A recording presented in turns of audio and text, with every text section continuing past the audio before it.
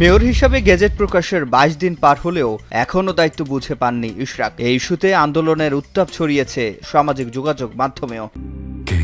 শেকড় থেকে শিখরে।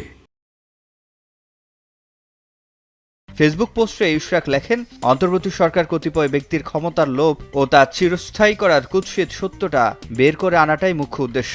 গণতন্ত্রের স্বার্থে জনগণের ভোটের অধিকারের সাথে এক চুলও ছাড় হবে না বলেও লেখেন তিনি।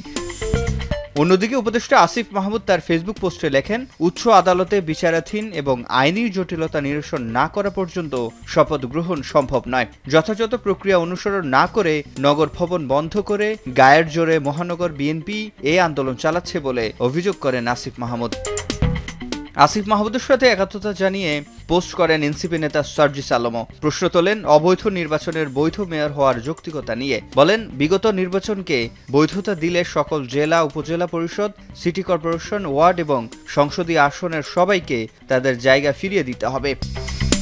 সার্জিস আলমের পোস্টের নিচেই মন্তব্য করেন ইশরাক হোসেন। বলেন, আমাকে রাষ্ট্রীয় মেকানিজম করে বাধা কেন? এত লুকোচুরি কেন? এখন আমি শপথ নিবই এবং আইন অনুযায়ী নেব। সিফাত শাহরিয়ার, এখন, ঢাকা।